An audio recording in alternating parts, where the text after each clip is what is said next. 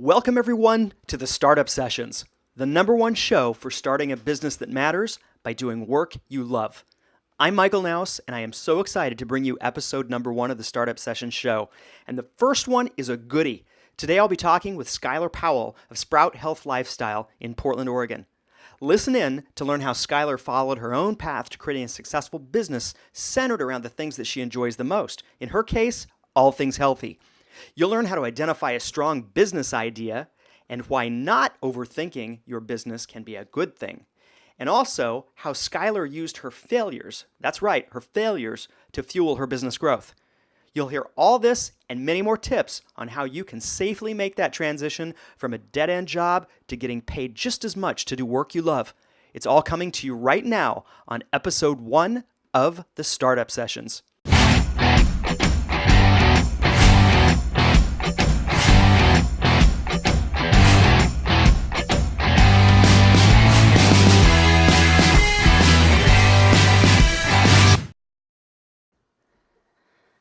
Okay, welcome to the very first episode of the Startup Sessions. I'm Michael Knouse, and today I'm here with the amazing Skylor Powell. I've known Skylor through yoga, and I'm happy to feature her here today on the show. She is an entrepreneur. She's a health coach.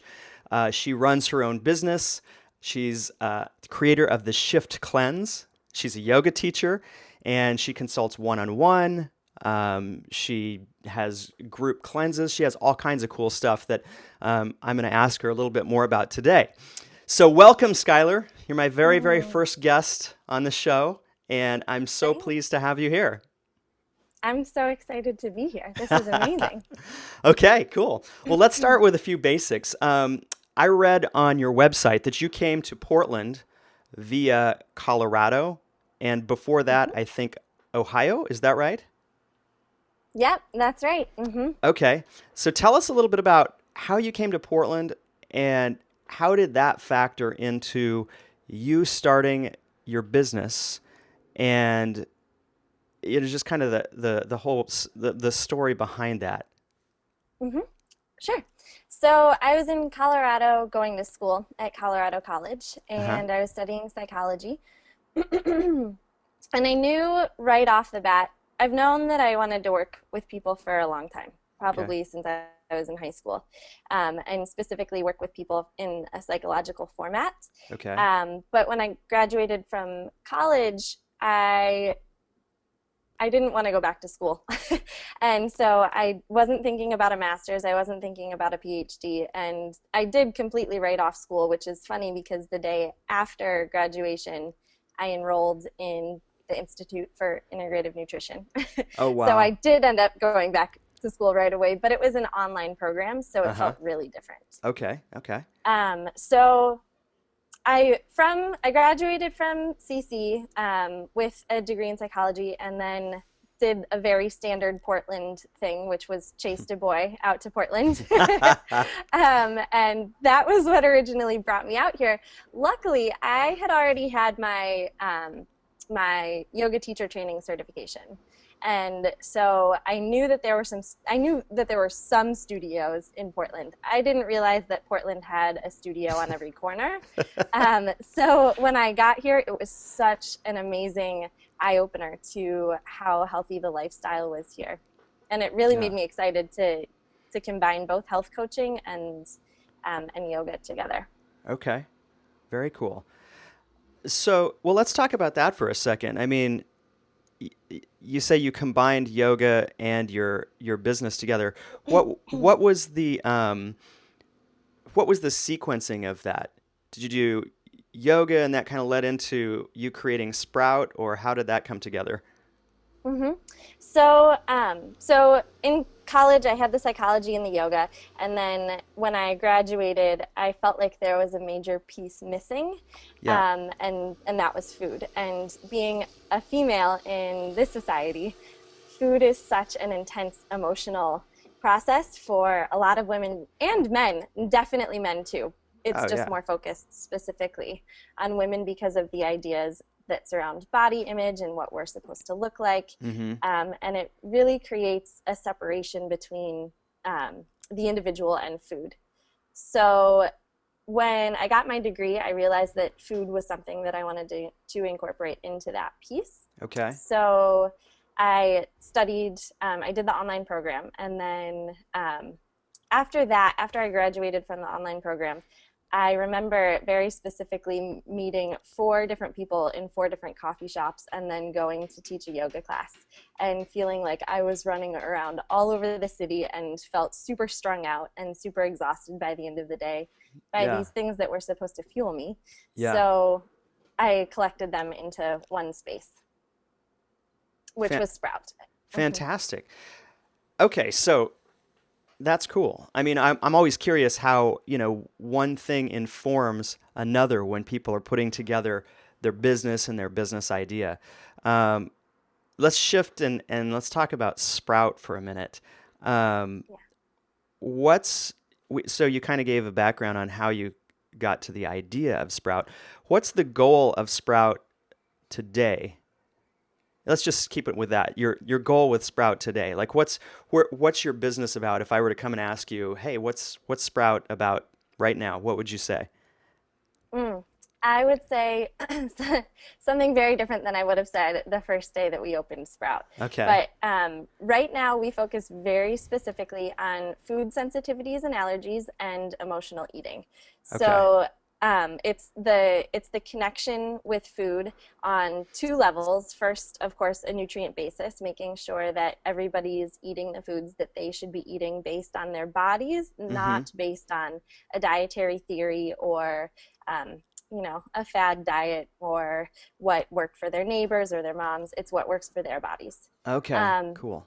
and then, so that's the nutrient basis of food. And then there's the connection, the emotional basis with food. So why are you eating and how are you eating? And is the motivation to eat something that afterwards you feel really good about when you're done eating, or is it something that then you feel shameful about and you want to retreat um, and kind of go through a series of bad habits that separate you not only from food, but then from other people as well. Yeah. Wow. That's such a big thing. And I know for me, before there was a time when I didn't really think about what I ate, and I would have coffee and fast food for lunch and so forth. And I think there is something about living in Portland around all these healthy people that does really snap you out of it and get you into a more conscious state about food. Um, Mhm. but I love the fact that you're doing this. So how did you test this idea with Sprout? First of all, did you test it with anybody? Did you go out and like get feedback, or was this something that you were just kind of hearing a theme over and over and said, "Hey, I'm going to go for it," and you jumped in and launched your business? hmm Yeah. Well, I mean, to be honest, Michael, I think a lot of it I launched um, out of not really understanding what else that I could do and not thinking about it that much. And Yeah.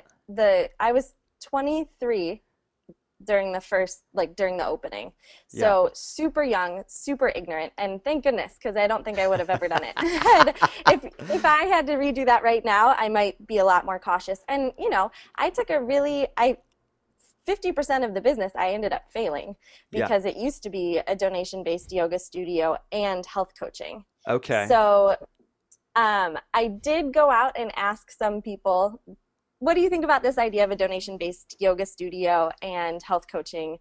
And as soon as I heard any kind of ideas of that's going to be tough, a donation-based model, I hung up the phone or walked away and Yeah. didn't want to hear any kind of negative feedback. Okay. Again, going back to that, I think that was probably in some ways a mistake because the model has changed, but learning from failure is an incredibly powerful way to learn. So I don't know that I think all in all, right now, I'm very happy that it is where it is. Cool. But I probably should have asked a lot more people. And when I finally launched the Shift Cleanse and the Shift program, I absolutely had a test team. I had a relaunch team that helped support me through that. Wow. So it changed. Okay. But I love that you just jumped in. I mean, most people never jump in. And you're a bit unique in that you came straight from college to launching your own business, did you ever consider going to work for someone else or going any other direction than your own business? You know, I kind of didn't. And it's very strange. It kind of boggles my mind that that wasn't necessarily a thought that crossed it. I did, of course, and I teach for yoga studios, other yoga studios. So in Right. that way, I do work for other people. Yes. But even yoga instruction tends to be an independent contractor kind of thing. Yeah. So I don't think that I really understood who was going to hire a health coach. Yeah. So I just figured I better do this on my own. Okay. Well, it's an interesting model because it sounds like you had the stability of the yoga, and then you were able to add on your health coaching. And that's something that I talk to people a lot about because I came from the corporate environment, as you know. And one Hmm. of the things I advocate hugely is to start something on the side that you love, that you're passionate about, that you care about, something that matters to you. And, keep that safety of the job in place until your business is successful. Um, but you didn't come from a corporate environment, but you mentioned that you see and work with a lot of people that are in that environment. So can you give some perspective on that? Yeah, definitely. So Okay. you're asking, give perspective on the idea of being in that corporate place and then still having a passion on the side. Is that what you're saying? Yeah, yeah, because I think Hmm. at least a lot of the people I talk to, um, there's some people that are very happy in their jobs, but there's a lot of people that, honestly, they go to work for the paycheck, but if you asked them if there was something they could get paid for, that they really love to do, Hmm. they absolutely would, but they just don't know how, and they they don't know how, and they may be confused about what steps to take and so forth. So I'm just always interested in that perspective, whether it's personal or whether it's, someone who meets with people that work in a corporate job and want to do something else or start a business on the side. So yeah, just any perspective that you have on that would be great. Yeah, definitely. Um, so 2 years ago, I was really fortunate to take a course through the business school at DU at Denver Okay.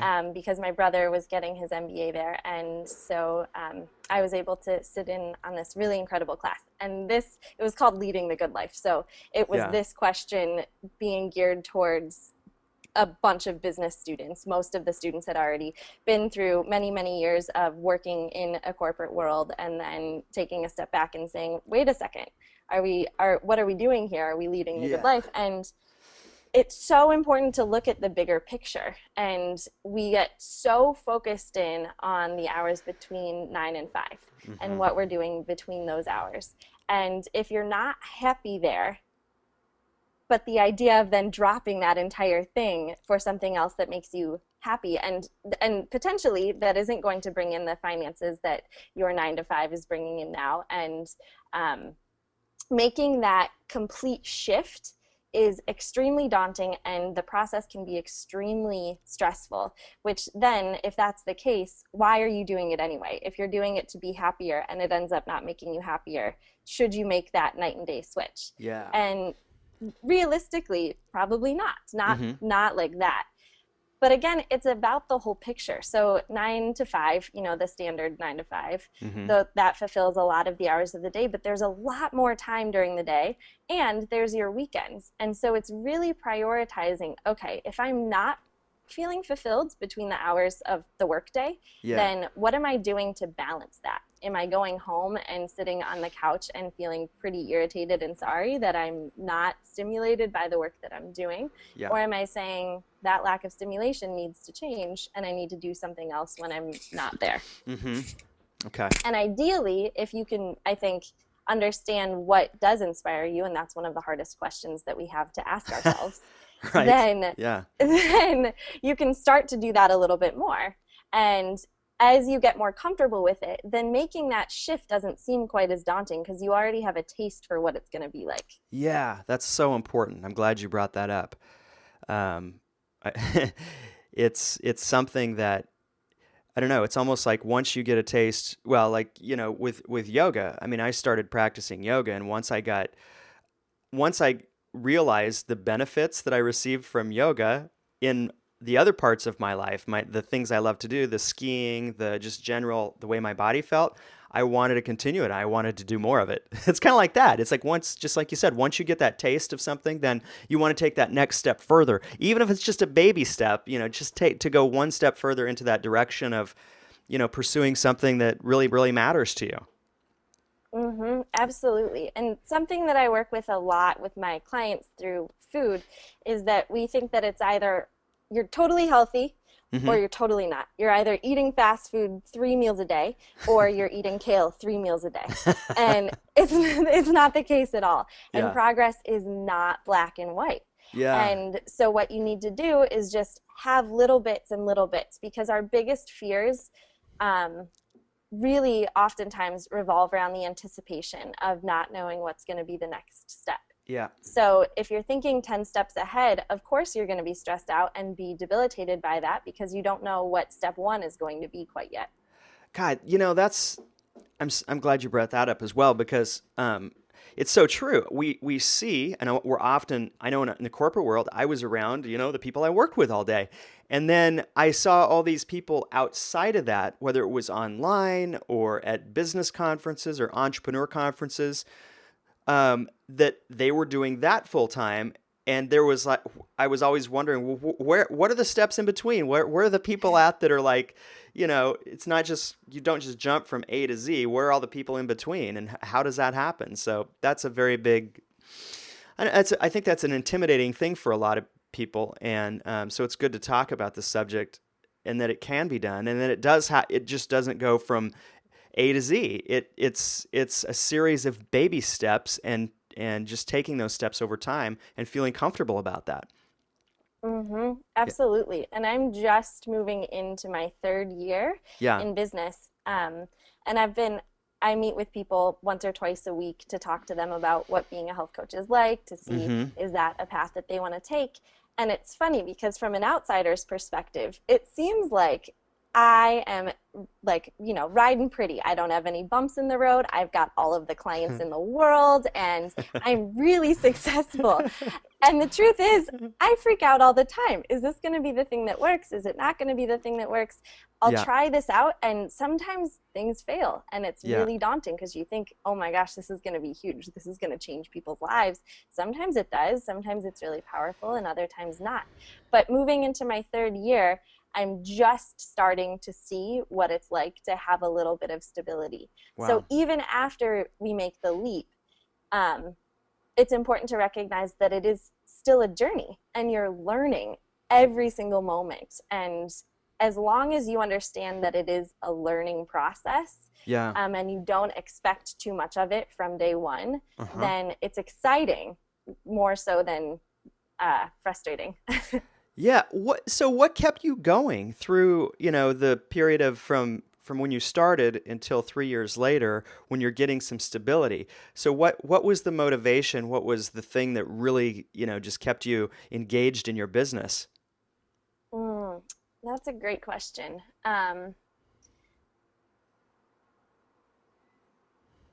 When you see, even if it's just one person, when you see that you have something to offer that can impact not only the half an hour or the hour that you're together, but it impacts what they do when you're not around. It's such an incredibly powerful motivation. And that, in combination with a really awesome support team that, of friends and family, and reaching out to people and saying I'm scared to people, it's not something that comes easily. And I would say for the first year, I quietly sat inside of my head thinking, oh my gosh, who's going to figure out that I'm not going to do this well first? Then you realize you got to let that go, and you have to reach out to the people who know more answers than you do, because I never went to business school, but I have friends that went to business school. I have a brother that went to business school. So getting comfortable asking questions, and not being afraid to have things not work and then try them from a different place. Wow. Okay. And I went to business school too, but I guarantee you that business school does not, there are some things that have to do with entrepreneurship, but business school by and large in and of itself, unless you're specifically engaged in, classes around being an entrepreneur, they don't prepare you to run your own business. At least not when I went to school. So there's nothing like jumping in and getting your feet wet and, learning on the fly.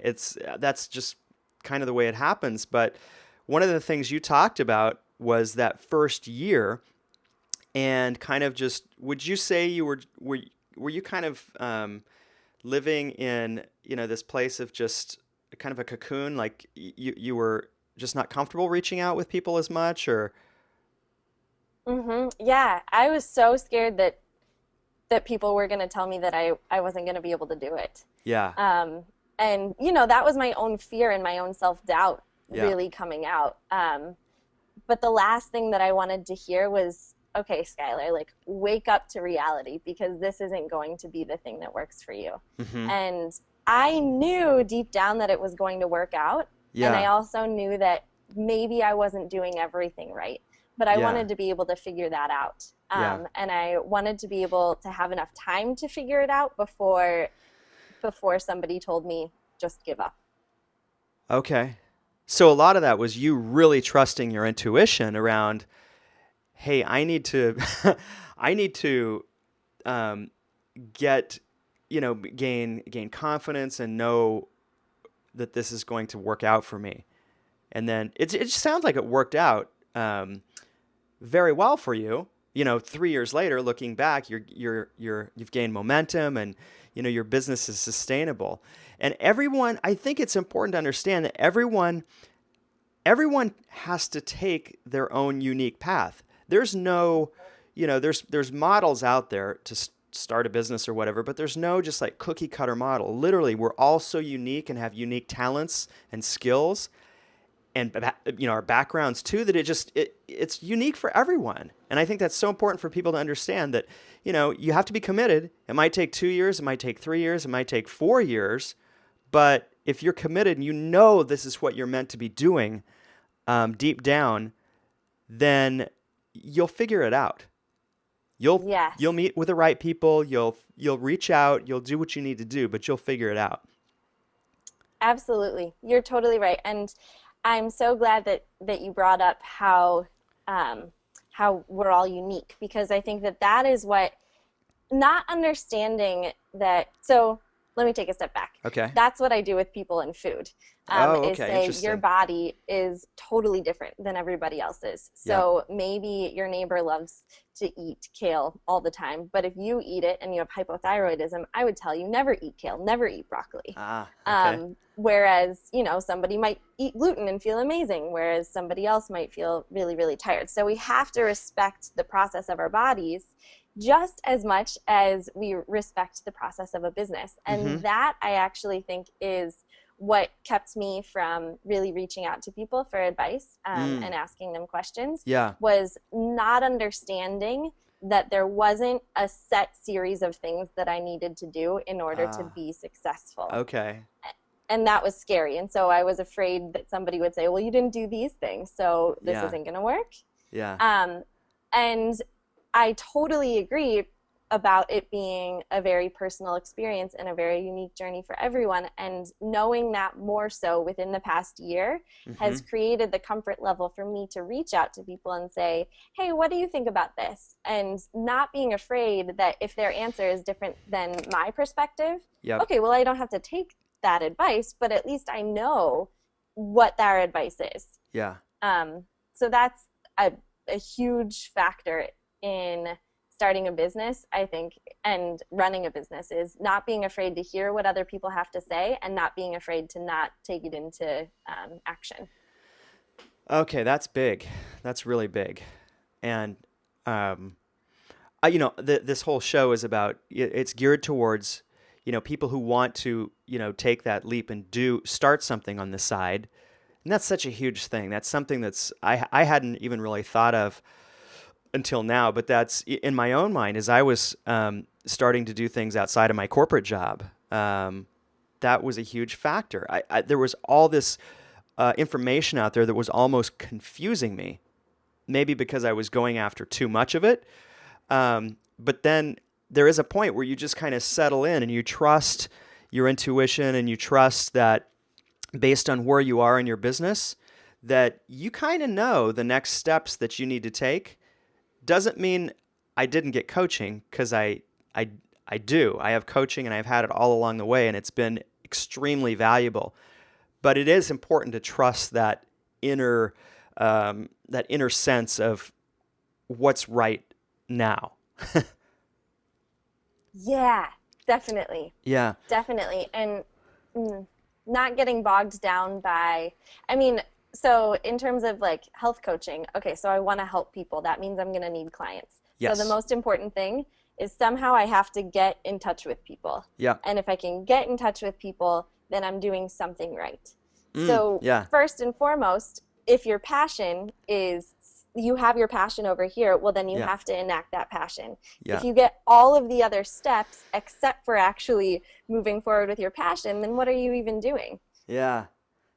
Oh, that's a good point too. Wow, so many good nuggets of wisdom from you, Skylor. This is fantastic. What would you say to, what would you say to someone that's, younger and, wants to start their own business, whether they're in a corporate job or not? Any like key pieces of, wisdom or advice, like some of the, if you think back when you were, where you are now 3 years later in your business, like one or two points that you would say to people that either might be just starting out or considering doing some sort of business that really matters to them. I would say trusting yourself and reaching out to your community are probably maybe the two most important tools that you can have. Okay. So trusting that your passion actually is worth it. Because a lot of us so good. feel our passions, but we don't necessarily actually understand that maybe those passions really do have the power to impact other people or to make a big change, or, having that trust that you can enact your passion to inspire other people. Yeah. And then with that, reach out to other people and say, guys, I've got this idea. And as it turns out, one person can't really do everything to run a business. So I'm going to need your help to spread the word. I need your help to get the feedback. What seems right about this, and what seems like, okay, here's an area that you might want to focus on strategy a little bit more. And again, like I said before, it doesn't mean you have to take that advice, but get other people just as inspired and just as passionate as you are, because that's where your motivation is going to come from when you're feeling a little defeated. Wow. Yeah, I've found the same thing, who I surround myself with as far as, my business and my ideas is such a huge piece of it. And then I just love your perspective on things, because those two things are so, they're not like the how-tos so much. Well, reaching out kind of is, but it's such important information to be able to trust your passion is worth it. I wrote that down because it's so important, and that should be the overriding factor, I think, for anyone who is thinking of starting their own business is, because there'll be times when you've got to have that trust that what you love to do and you want to bring out to the world, you've got to trust that it's going to happen and unfold. But you've got to take the steps to make that happen. And reaching out is a huge part of that, right? I mean, I know a lot of people who just kind of, sit back and do their thing, but they're afraid to take the steps to reach out and really put their idea out in the marketplace and test it. So that's sage advice. Thank you so much. Yeah. And, a lot of that understanding came from a book, The Art of Start by Guy Kawasaki. Oh, yeah. And I read that book before I started, or as I was going through the process. And it was amazing to see such an incredibly inspiring entrepreneur say, you just have to make sure that you're passionate and that you're actually going to do something that's good for the world, not just something that's going to sit there and be something that everybody else has already done.